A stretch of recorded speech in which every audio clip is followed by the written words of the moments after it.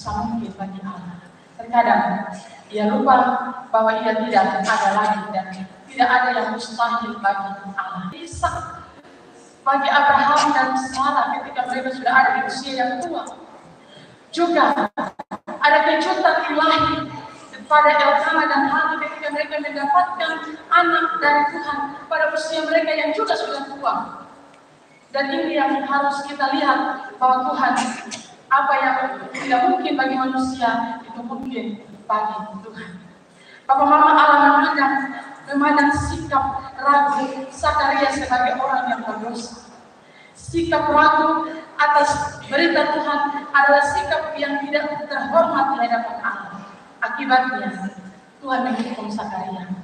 Tuhan hukum Zakaria, ia menjadi bisu sampai kebenaran Allah itu menjadi nyata dan dia bisa berbicara ketika dia melihat sendiri apa yang terjadi. Bapak Mama. Sebaliknya Elizabeth juga dia menyambut kabar dari Tuhan ini dengan dia percaya terbalik dari apa yang ada di dalam diri suaminya. Dia percaya, dia berserah pada Tuhan, pada kehendak Tuhan. Bagi Elizabeth mengandung dan melahirkan Yohanes ini adalah kabar yang luar biasa, sukacita bagi dia yang terkabar dari kebenaran Tuhan atas kehidupannya.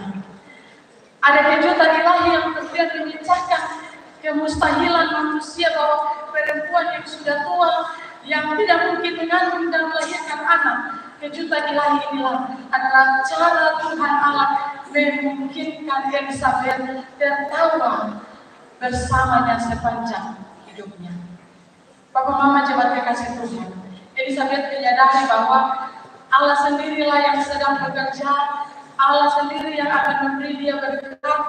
Itu sebabnya dengan iman Elizabeth mengakui bahwa apa yang terjadi dalam perbuatan adalah perbuatan Allah yang besar dan ajaib. Itu dari Tuhan yang hidup dalam kehidupannya. Tuhan dengan caranya yang ajaib sementara sedang memulihkan harga dirinya sebagai seorang yang bijak, mandul dan tertutup di hadapan Tuhan.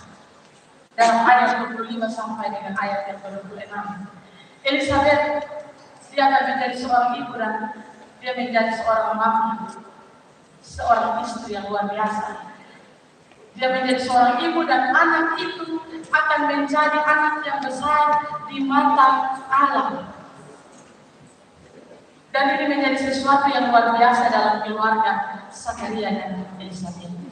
Bapak Mama jemaat kekasih Tuhan, kita memasuki Minggu Adventus yang pertama.